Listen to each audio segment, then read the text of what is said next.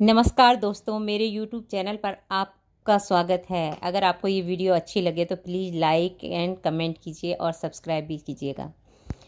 द्रोणाचार्य महान ऋषि भारद्वाज के पुत्र थे। एक बार घृताची के नाम की सुंदर अप्सरा को देखकर ऋषि भारद्वाज का वीर्यपात हो गया। ऋषि ने अपने वीर्य को एक द्रोण में रख दिया। उसी से द्रोणाचार्य का जन्म हुआ। द्रोणाचार्य धनुर्विद्या में पारंगत थे।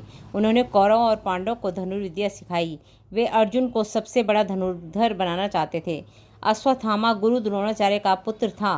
कहा जाता है कि एक बार द्रोणाचार्य और उनकी पत्नी कृपि ने हिमालय में जाकर शिवजी की तपस्या की। शिवजी ने अब उनकी तपस्या से खुश होकर पुत्र प्राप्ति का वरदान दिया और फिर अश्वत्थामा का जन्म हुआ।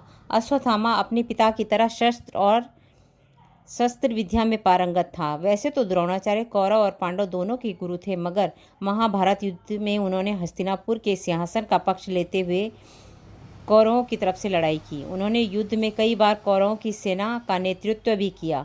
द्रोणाचार्य और अश्वत्थामा ने मिलकर पांडव की सेना में कोहराम मचाया। उन्होंने पांडवों में कई महान योद्धाओं को हराया।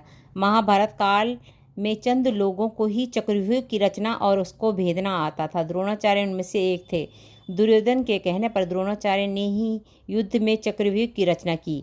ये चक्रव्यूह युधिष्ठिर को फंसाने के लिए रचा गया था, मगर इसमें अभिमन्यु फंस गया। पिता की मौत से आग बबूला हो गया। अश्वत्थामा कहते हैं कि अपने पिता की मृत्यु की खबर सुनकर अश्वत्थामा आग बबूला हो गए। उसके सिर पर खून सवार हो गया। महाभारत युद्ध भले ही पांडव ने जीत लिया। जब पांडव जीत का जश्न मना रहे थे, तब पांडव ने उनके खेमे में घुसकर तबाही मचा दी।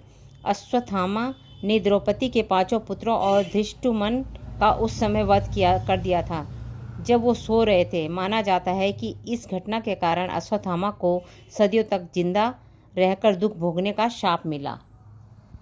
धन्यवाद।